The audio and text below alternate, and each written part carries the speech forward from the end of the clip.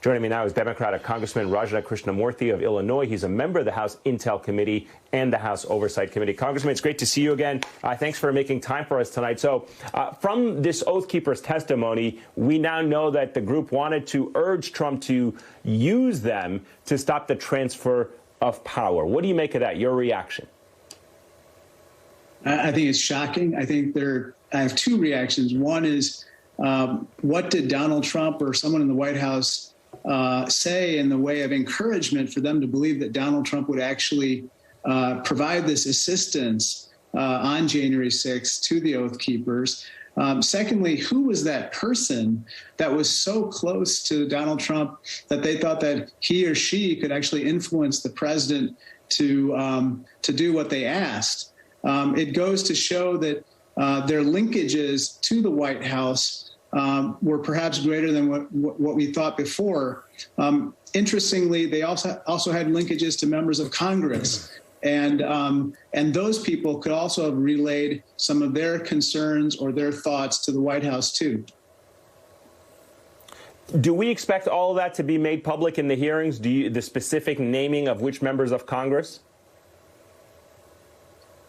I don't know. It partly depends on what members of Congress, how they respond to the various inquiries that have been directed at them. But we know in certain communications that, for instance, one member of Congress actually had such linkages to the Oath Keepers that the Oath Keepers wanted to provide security to him on January 6th during the insurrection, and that they called some of his data, quote unquote, critical data that needed to be protected. What that critical data was, I don't know, but it needs to be probed for sure. The January 6th committee did request interviews with 3 House Republicans this week, including Ronnie Jackson, Andy Biggs, Mo Brooks. All 3 of them have declined. But interestingly, the committee is interested in texts sent from members of the Oath Keepers saying that Congressman Jackson needed protection because he had, quote, critical data.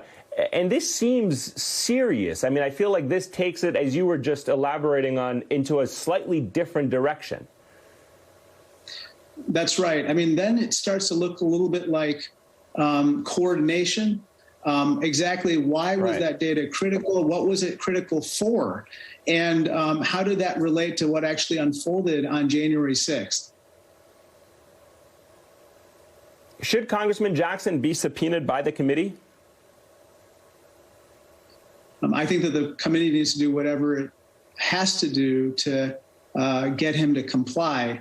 I mean, really, at this juncture, we have to figure out what the hard truths are about January 6th, because if we don't, then we're liable to have this repeated again.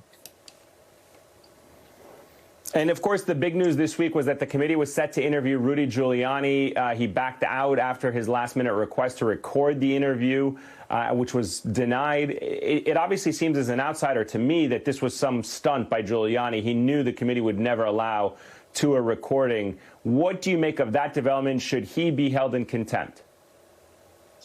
Giuliani pulling a stunt. I'm shocked, Damon.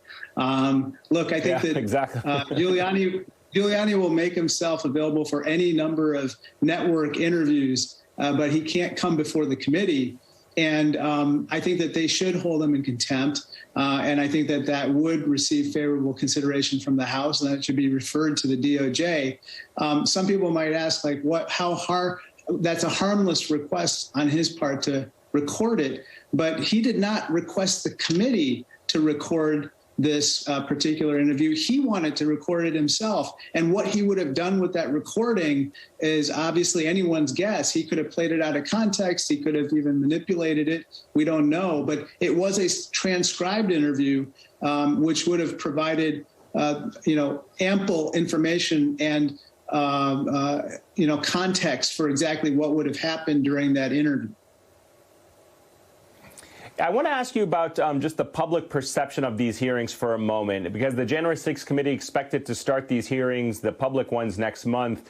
Are you and perhaps the Democrats, are any of you worried that, these drips of leaks to news outlets could drain the public's interest and that we see something happen similar to the Mueller report when it was released, that the public interest had been drained by how much leaks were coming out?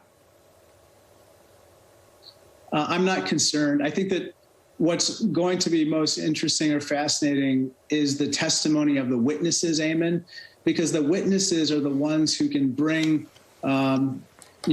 a lot of detail to what has happened in a way that you can't necessarily understand, reading a news article or a published report. And they will be subject to questions, which will obviously reveal new information as well. So I'm not worried about that.